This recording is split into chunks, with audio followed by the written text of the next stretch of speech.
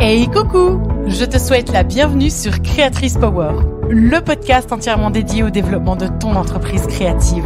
Moi, c'est Eleonora, juriste et conseillère financière le jour et créatrice d'objets en tissu la nuit. J'interviewe pour toi des femmes inspirées, inspirantes et ultra compétentes afin de te donner toutes les clés pour faire grandir ta marque et ton univers. Si tu as envie de laisser ton empreinte dans le monde des créatrices et montrer tout ton talent, tu es au bon endroit. Bonne écoute!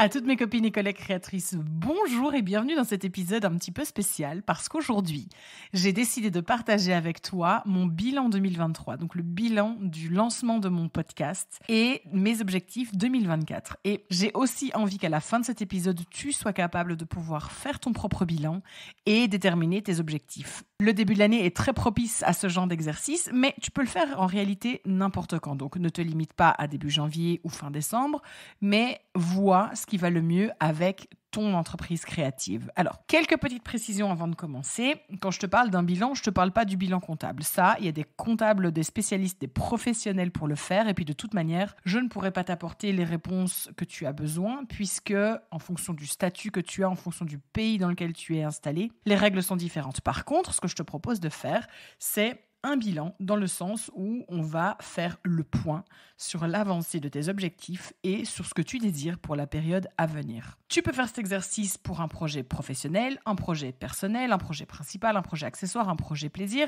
Le bilan, c'est vraiment ta boussole, ton phare en pleine mer, c'est ce qui va t'aider à ne pas perdre le cap. Alors, en début de période, il va falloir évidemment déterminer des objectifs. En fin de période, on va tirer les conclusions et on va redéfinir des objectifs et des priorités pour l'année à venir. Ça, c'est le schéma un petit peu en très succinct. On établit des objectifs en début de période. En fin de période, on voit si ces objectifs sont atteints.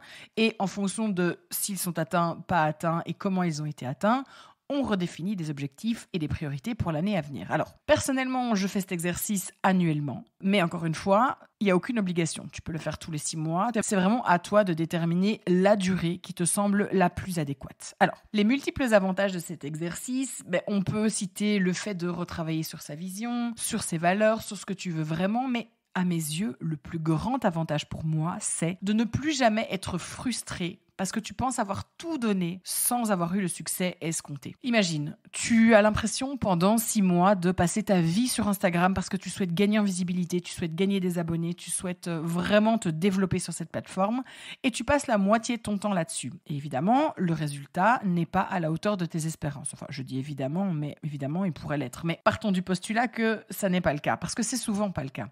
Et ça n'est pas le cas pour la simple et bonne raison que tu n'as pas mis en place les bonnes mesures pour atteindre ces objectifs. Effectivement, si tu décides de consacrer ton temps à être visible sur Instagram, à gagner en visibilité, à gagner en abonnés, tu passes la moitié de ton temps sur la plateforme et que en fin de période, tu regardes et tu dis j'ai pas vraiment gagné en visibilité comme je l'aurais aimé, eh bien, tu risques de baisser les bras et tu risques de te décourager et à moyen ou long terme d'abandonner le projet parce que tu te dis ça n'est pas fait pour moi. Or, le problème ici, c'est que l'objectif n'est pas atteint parce que tu n'as pas mis en place la bonne mesure. Est-ce que le fait de traîner sur Instagram la moitié du temps que tu peux dédier à ton projet était la bonne manière? Et si oui, est-ce que tout ce temps passé sur la plateforme était-il utilisé de manière adéquate? Donc voilà, le but de l'exercice ici, c'est non seulement de déterminer des objectifs, mais d'être sûr que les mesures que tu vas fixer pour atteindre chacun des objectifs sont adéquates. Alors, je ne te cache pas que tu vas découvrir au fur et à mesure du temps que l'une ou l'autre mesure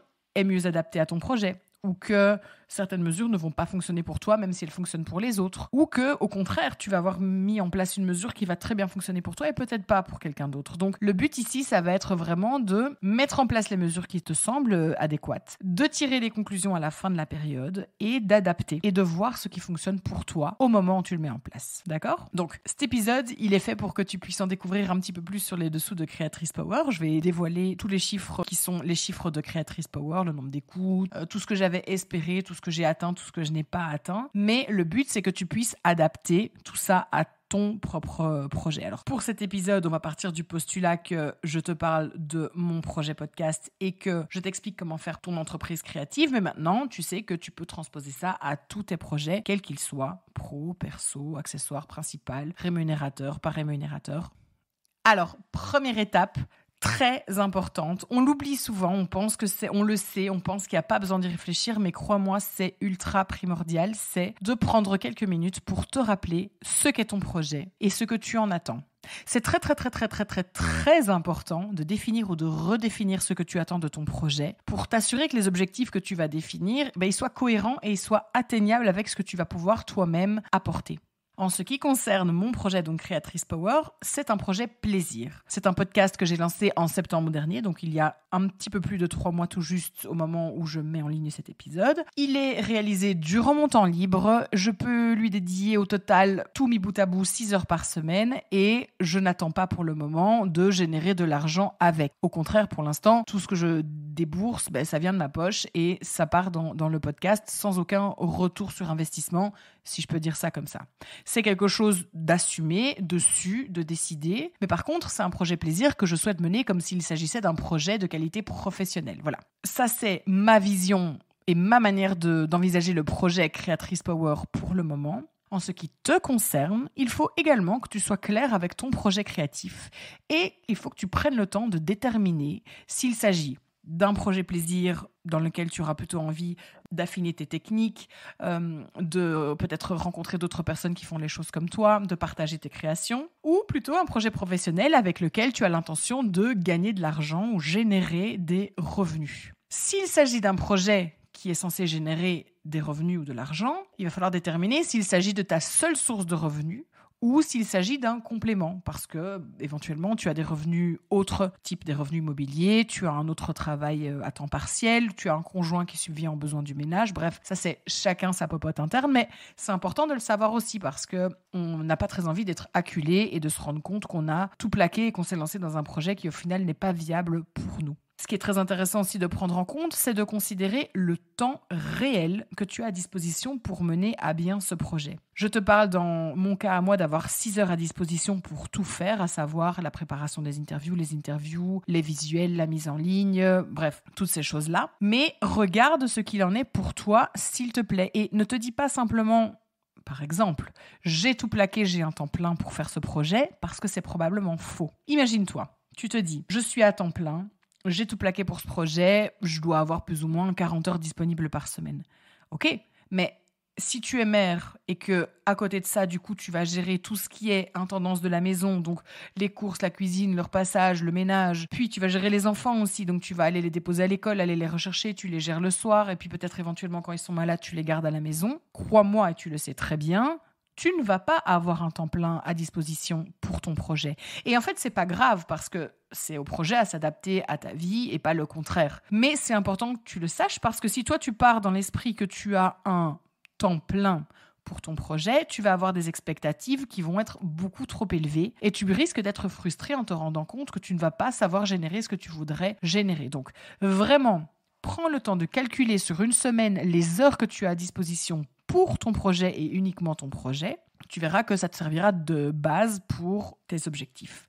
Et ensuite, vois aussi quel est le budget que tu as à disposition pour ton projet. Si tu es une entreprise qui est déjà bien rodée, qui est lancée et qui fonctionne déjà très bien, tu as ta trésorerie qui tourne. Vois si cette trésorerie va te permettre de réaliser les objectifs que tu vas te fixer ou si tu as des apports personnels à faire s'ils sont disponibles. Vérifie ce genre de choses. Et puis si tu es une entreprise qui se lance et qui donc au début, tu mets beaucoup de ta poche parce que tu n'as pas encore assez de revenus, vois ce que tu as à disposition. Combien de matériel est-ce que tu peux acheter? Quelles sont tes compétences? Est-ce que tu dois te former? Voilà. Donc, visualise bien ça parce que c'est à prendre en compte pour déterminer des objectifs, encore une fois, réalisables. Cette étape, elle peut évidemment évoluer dans le temps. Si aujourd'hui tu parles d'un projet plaisir, peut-être que dans 1 an ou 2 ans, il s'agirait d'un projet rémunérateur. C'est pas grave. Le but ici, c'est de déterminer ce qui sera le cas pour la période à venir. Parce que c'est pour déterminer tes nouveaux objectifs que tu as besoin de savoir ce que tu peux mettre à disposition. Le but ici, c'est vraiment de comprendre ce que tu vas attendre de ton projet pour pouvoir voir et comprendre ce que toi, tu vas y investir. Qu'est-ce que tu as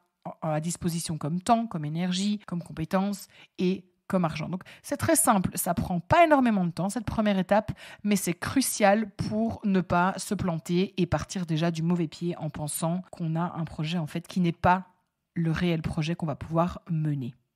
Et maintenant que tu as cette première étape clairement en tête, on va pouvoir se lancer dans la réalisation de ton bilan. Alors, pour faire le bilan sur une période donnée, alors tu verras que je vais parler de période, je ne vais pas parler d'année, parce qu'encore une fois, je te le disais en début d'épisode, tu peux décider que tu as besoin d'un bilan tous les 6 mois, tous les 9 mois, toutes les saisons, j'en sais rien. Ça, c'est vraiment à toi de voir ce qui est utile pour ton projet. Et donc, je vais parler de période, comme ça, chacun le comprend comme il a envie de le comprendre. Donc, pour faire le bilan, il est nécessaire de repartir des objectifs que tu t'es fixés en début de période et de voir s'ils ont été atteints ou non, et surtout comprendre pourquoi ils ont été atteints ou non. Il est aussi très important de comprendre pourquoi ils ont été atteints. Est-ce que les mesures que j'ai mises en place ont été utiles ou est-ce que c'est une autre raison qui m'a mené à atteindre cet objectif ? C'est très important parce que si tu te bases sur une mesure qui en fait n'a pas servi, tu risques de reconduire la mesure en te disant objectif atteint, donc les mesures suivent, et en fait au final tu te plantes parce que c'est pas ça qui t'a fait atteindre ton objectif. Une chose très importante à garder en tête aussi, c'est que tu vas déterminer tes objectifs et tu vas déterminer tes mesures, parce que pour chaque objectif, tu vas devoir déterminer la manière dont ou les manières dont tu vas tenter d'atteindre cet objectif. Et ces mesures, elles doivent être précises, quantifiables et dépendre un maximum de toi. Si tu attends que quelqu'un fasse quelque chose, peut-être éventuellement, ça va être compliqué. Et tu verras, je me suis trompée à ce niveau-là et j'ai moi-même prévu des mesures qui n'étaient pas les meilleures du monde à ce niveau-là. Donc, je te propose de te présenter les objectifs que j'avais pour Créatrice Power et les mesures que j'ai mises en place et de voir ensuite comment toi, tu peux faire de même pour ton projet. Alors, moi, j'avais 4 objectifs au lancement de Créatrice Power. J'avais envie, sur les 3 mois de 2023, d'avoir en objectif 1, 500 écoutes minimum. J'avais envie de mettre en ligne un épisode tous les 15 jours, avec une alternance entre un épisode d'experte et un épisode de créatrice. J'avais également envie d'atteindre 300 abonnés sur Instagram. Et mon 4e objectif était de rendre tout ça possible en 6 heures par semaine. Donc un objectif d'efficacité et de rentabilité. Alors, pour cet objectif numéro 1, de 500 écoutes minimum, j'avais mis en place 2 mesures. La première, c'est que je me suis dit, je ne vais pas me contenter de publier ces épisodes sur une plateforme d'écoute, donc sur Deezer, sur Spotify, sur Apple Podcast. Je vais publier cet épisode sur plusieurs plateformes d'écoute. La deuxième mesure, c'est que je me suis dit, pour partager autour de ces épisodes, je vais créer un compte Instagram et communiquer sur ce compte Instagram autour de la mise en ligne des épisodes. Et j'avais prévu 3 posts pour teaser, annoncer chaque nouvel épisode mis en ligne et le partage en story de l'épisode mis en ligne avec le lien direct d'écoute. Voilà, ça c'était les mesures que j'avais mises en place. Le deuxième objectif que j'avais, c'était de publier, donc de mettre en ligne un épisode tous les 15 jours avec une alternance entre un épisode d'experte et de créatrice. Alors, la mesure que j'ai mise en place, c'était une anticipation dans la programmation de mes épisodes et dans l'enregistrement même des interviews pour ne pas avoir un délai plus court que 3 semaines entre l'enregistrement de l'interview et sa mise en ligne. Ça me permettait, durant ces 3 semaines, de prévoir un délai pour le montage, de pouvoir réécouter tranquillement l'épisode et de préparer toute la communication autour de l'épisode une fois que l'épisode était terminé et monté. L'objectif numéro 3, c'était d'atteindre 300 abonnés sur Instagram. Pour cet épisode-là, j'ai prévu 2 mesures. La première, c'était de mettre en place ce qu'on appelle un call to action dans l'outro de mon podcast.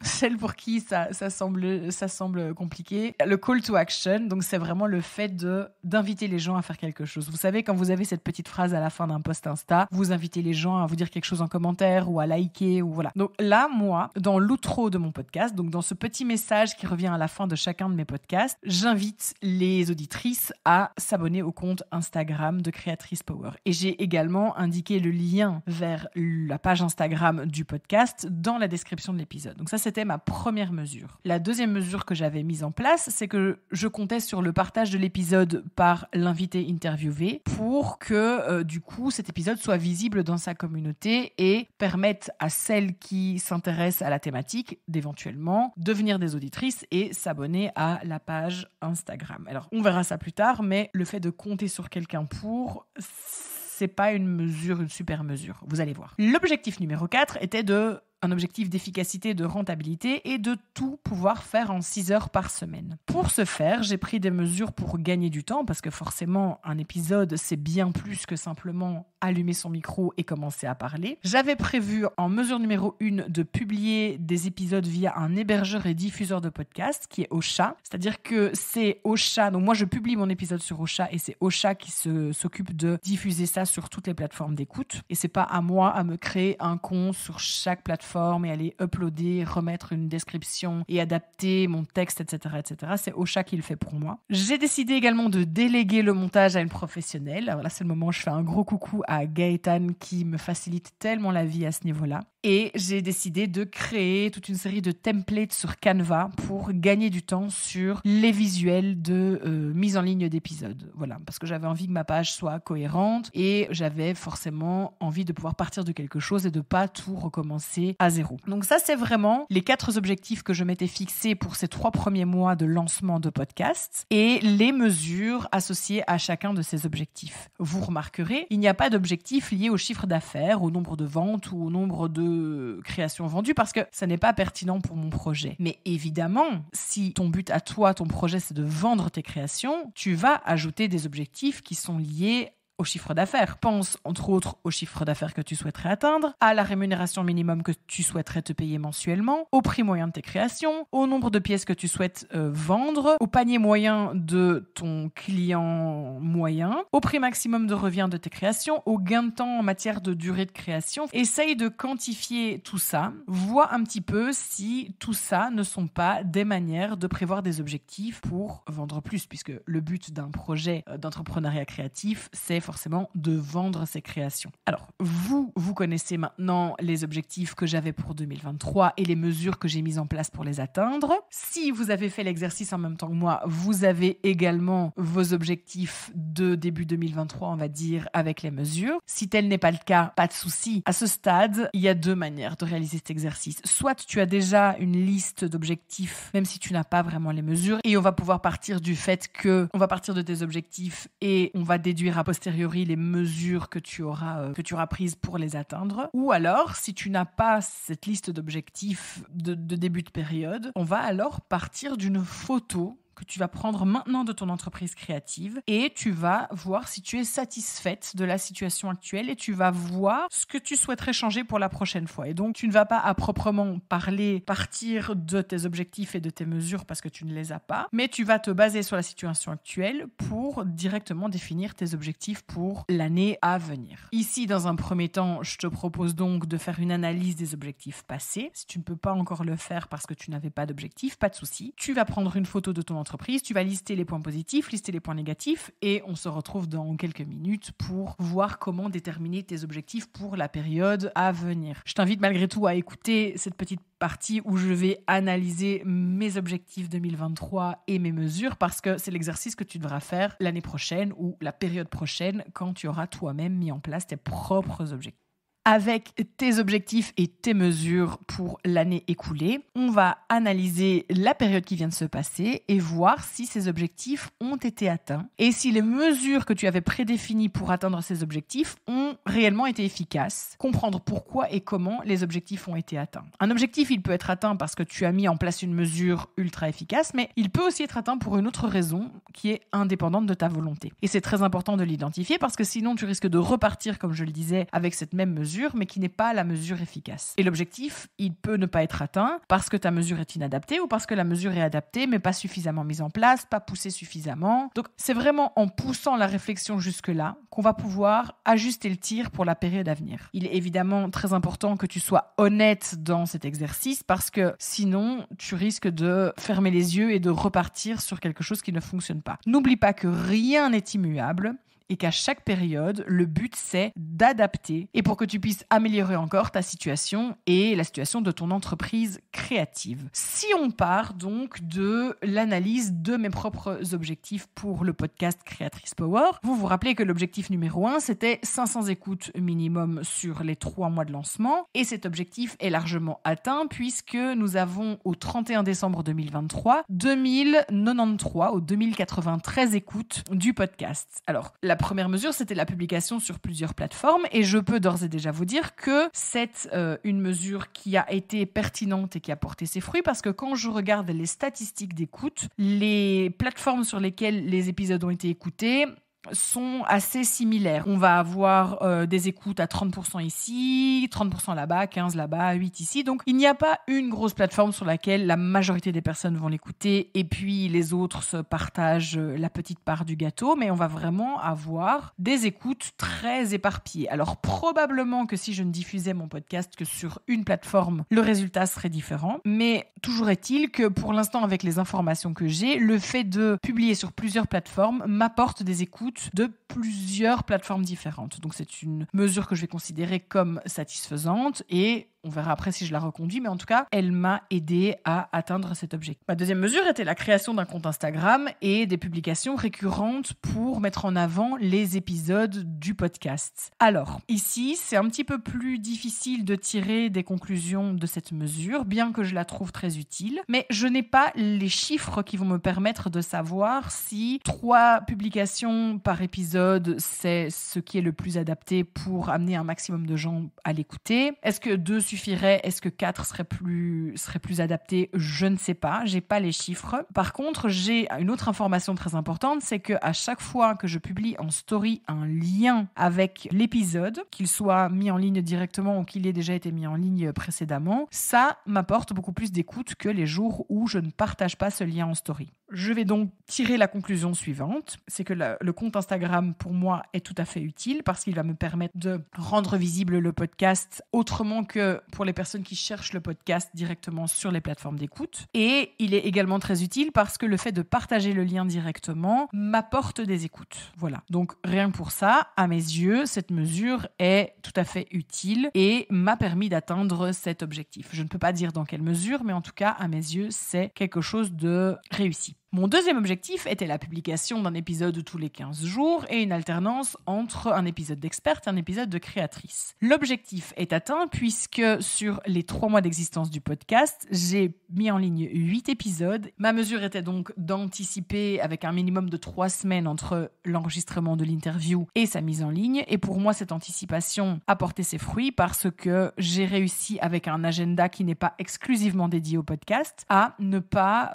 manquer un délai de mise en ligne et à alterner entre experte et créatrice. Après, dans les faits, dans ce qui s'est passé, j'aurais pu pour la majeure partie des cas tabler sur 2 semaines au lieu de 3 semaines, mais c'est quelque chose que je souhaite garder comme ça pour l'instant parce qu'encore une fois, il suffit d'une fois où ça se passe mal et on loupe le coche. Donc pour moi, cette mesure, elle est tout à fait adaptée, elle m'a permis d'atteindre l'objectif et donc j'en suis très très satisfaite. Mon troisième objectif était d'atteindre 300 abonnés sur Instagram. Alors, l'objectif est également atteint puisque nous étions au 31 décembre 2023, environ 450 abonnés. J'avais mis 2 mesures en place. J'avais donc mis ce call to action et donc ce lien vers la page Instagram en description de chaque épisode. Et là, encore une fois, c'est une mesure que je ne vais pas tant pouvoir analyser que ça parce que je n'ai pas l'information statistique de combien de personnes écoutent l'épisode, cliquent sur le lien et vont s'abonner. De la même manière que je n'ai pas l'information sur combien de personnes écoutent le podcast et vont directement s'abonner. Donc,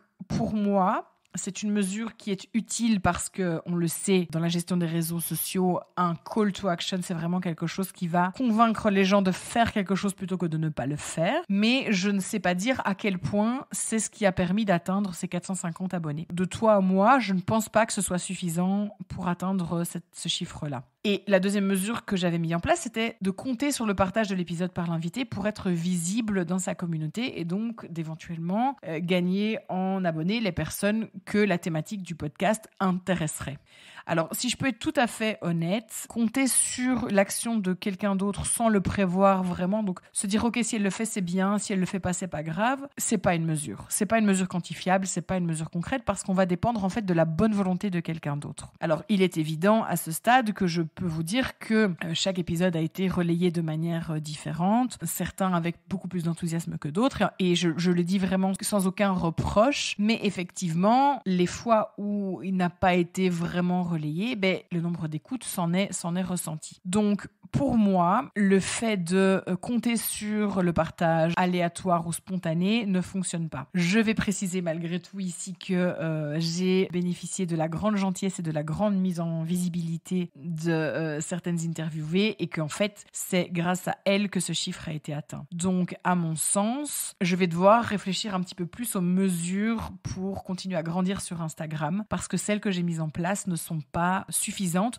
même si l'objectif est atteint. Et c'est très important de se le dire parce que sinon je repars avec ces deux mesures et je n'atteindrai pas l'objectif la prochaine fois. Et mon quatrième objectif était donc de tout réussir à faire en 6 heures par semaine. Et là, l'objectif est encore une fois atteint et les mesures mises en place, que ce soit la publication des épisodes via Ocha pour gagner du temps et pour avoir accès à des statistiques, m'a fortement aidé. Le montage qui a été délégué à une professionnelle, évidemment, m'a fait gagner du temps et m'a permis de diffuser un épisode tous les 15 jours. J'aurais été incapable de le faire sans elle. Et la création de templates sur Canva m'a permis de passer moins de temps sur la création de contenu sur la page Instagram et à plus me dédier au contenu du podcast, tout en étant d'une certaine manière visible sur Instagram. Donc pour moi, ces 3 mesures mises en place m'ont permis d'atteindre cet objectif. Et j'en suis contente. Donc, le bilan, il est très positif pour moi et pour ces 3 premiers mois. J'en suis très, très, très heureuse. Et évidemment, j'y reviendrai un petit peu plus tard, mais je vous en remercie parce que c'est aussi grâce à votre présence que tout ça peut avoir lieu. Je voulais maintenant plutôt vous dire que l'analyse que je viens de faire, c'est quelque chose que vous allez devoir faire pour chacun de vos objectifs et chacun de vos mesures. 1.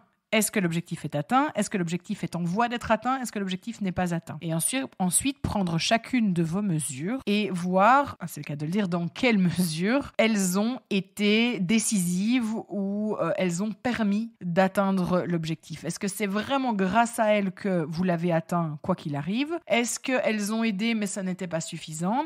Ou est-ce qu'au contraire, elles n'ont pas aidé du tout et c'est autre chose qui a fait que cet objectif a été atteint. Très très très important de faire cette analyse et cette introspection parce que c'est ce qui va vous permettre de préparer les objectifs de l'année prochaine avec une vision claire de la situation. Et c'est à ce moment-là, au moment de l'analyse, que vous allez vous retirer toute frustration. Vous allez vous dire, ok, j'avais envie d'avoir, je ne sais pas moi, 500 abonnés sur Instagram. J'en ai 250 malgré tout le temps que j'ai perdu sur la plateforme. Enfin, perdu entre guillemets, sur la plateforme. Mais je comprends maintenant que, en fait, le fait de passer 2 heures par jour à aller liker le contenu des autres, par exemple, ne m'a pas apporté la visibilité escomptée. Et donc, ça vous permet de ne pas vous dire, c'est pas juste, j'ai passé la moitié de mon temps là-dessus, ça n'a pas fonctionné, ça n'est pas fait pour moi, j'abandonne. Mais ça va vous permettre de dire, ok, j'ai mis en place une mesure qui n'était pas adaptée ou pas suffisante. Qu'est-ce que je peux faire pour changer les choses dans la période à venir ?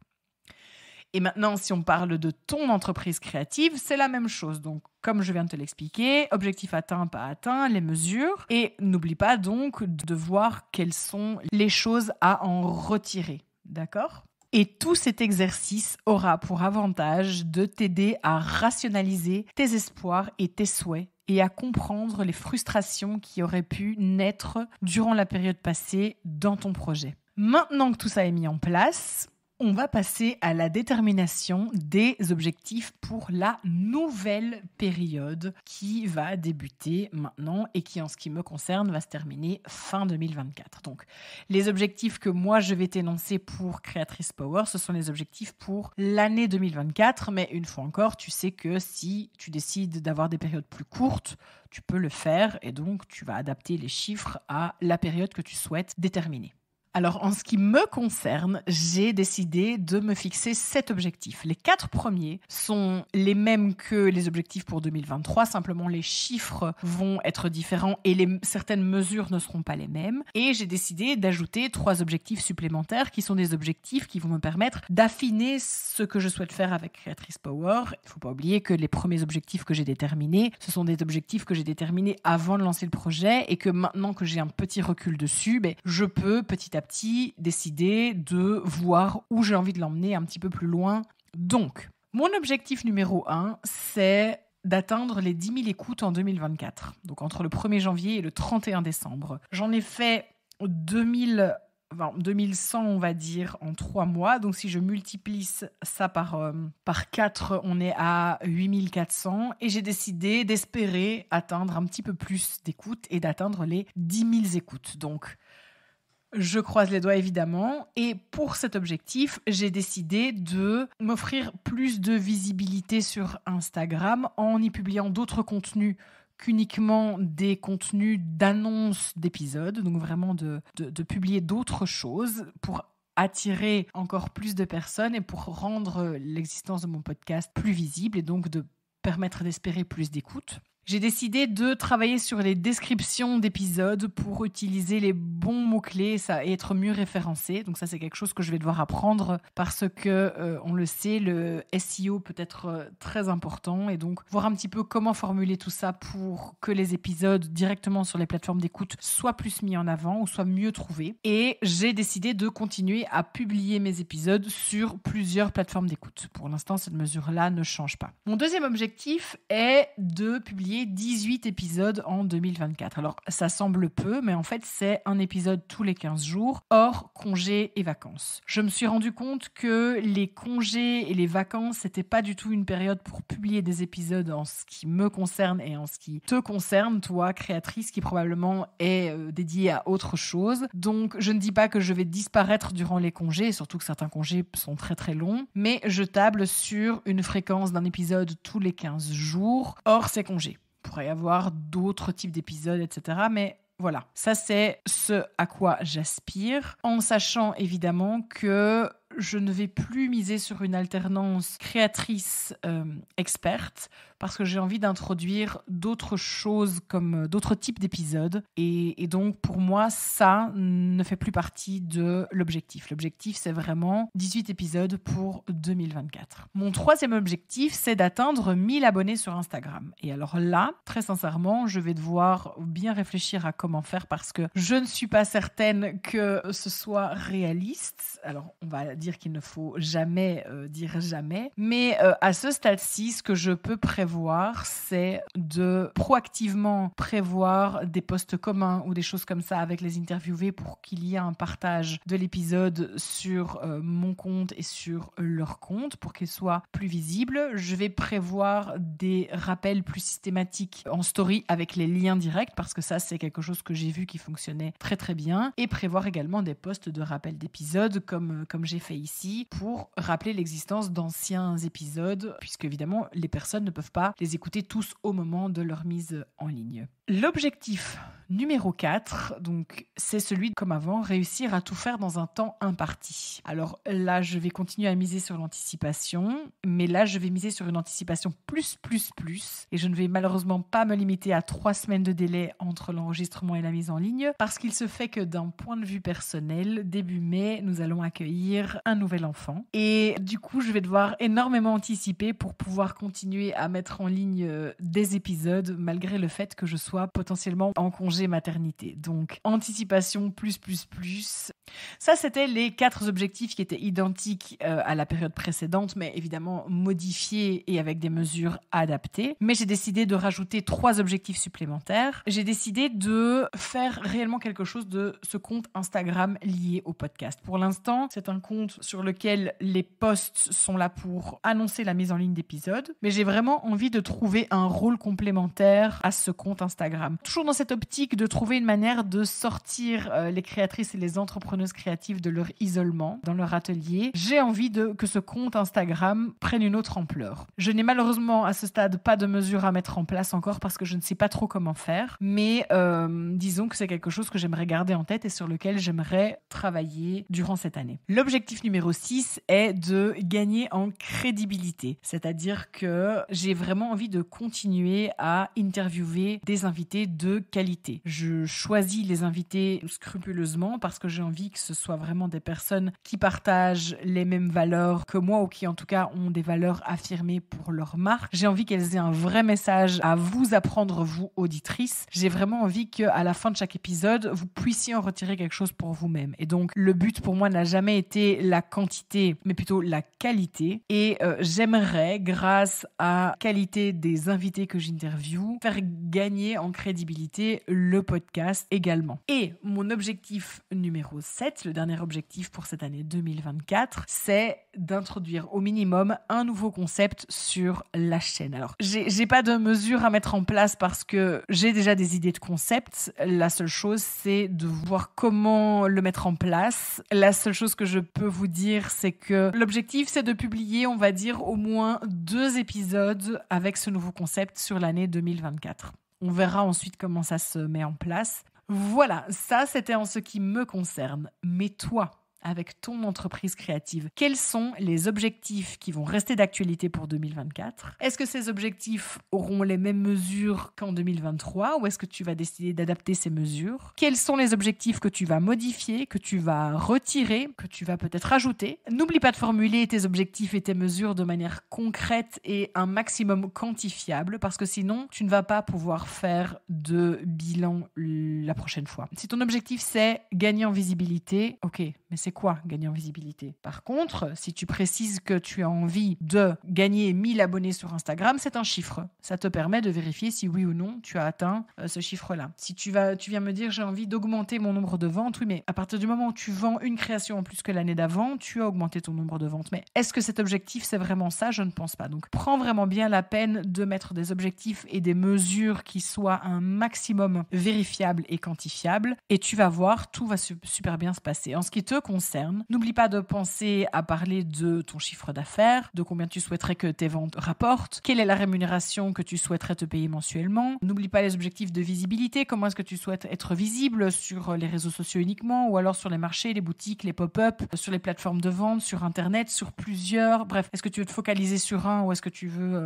t'élargir ? N'oublie pas de penser à l'accroissement. Est-ce que tu as envie d'augmenter la production ? Est-ce que tu as envie d'agrandir ton équipe ? Est-ce que tu as envie de déléguer certaines tâches ? Et en matière de rentabilité aussi, n'hésite pas à voir s'il n'y a pas des objectifs à creuser à ce niveau-là, comme par exemple voir si tu peux produire tes créations plus rapidement ou si tu peux mettre en place du batching. Donc le batching, c'est vraiment cette mesure où tu vas faire les choses par slot de temps, par période de temps. Et donc, tu vas dédier une période de temps à une tâche particulière pour être plus efficace. Un exemple, c'est par exemple, si tu es dans la couture, imaginons, c'est travailler la découpe de tes tissus pendant une matinée et puis ensuite une autre période où tu vas préparer le fil et puis une troisième période où tu vas préparer les accessoires et puis une quatrième période où tu vas te mettre sur la machine. Ça, c'est des petites astuces, des petites techniques pour gagner en temps. Et donc, forcément, si tu gagnes en temps, tu as le temps de produire plus et donc tu as également le temps de vendre plus. Bref, tu es la seule qui sait ce que tu souhaites comme objectif pour l'année à venir, mais n'hésite pas à prendre tout ça en compte pour te faciliter la tâche. Et alors, on va terminer cet épisode avec les conclusions que je tire de ces 3 mois d'existence du podcast et les conclusions que tu peux tirer de ton projet créatif jusqu'à présent. C'est très important de prendre le temps de te poser et une fois avoir analysé les chiffres, les objectifs, les mesures, de réellement prendre en compte ton ressenti. Après cette période, comment te sens-tu? Est-ce que tu es satisfaite? Est-ce que tu es heureuse? Est-ce que tu es fatiguée? Parce que ce sont tous des indicateurs qui vont aussi te permettre de voir comment adapter la période à venir. En ce qui me concerne, j'ai vraiment envie de dire que je suis très comblée par ces 3 premiers mois d'existence du podcast. Le podcast a démarré vite, il a démarré fort, il a démarré qualitativement. Vous avez été au rendez-vous et ça c'est quelque chose dont je suis très reconnaissante et très heureuse. Et vraiment, je n'aurais pas pu rêver de meilleur lancement. J'ai eu des invités de grande qualité. Je les remercie d'ailleurs toutes du plus profond de mon cœur parce que vraiment, elles ont permis de me donner le ton pour le podcast que j'ai décidé de lancer et vraiment que du positif. J'ai été très positivement surprise aussi par les réponses des invités parce que la plupart ont répondu présentes et ça c'est quelque chose qui me touche beaucoup, d'autant plus que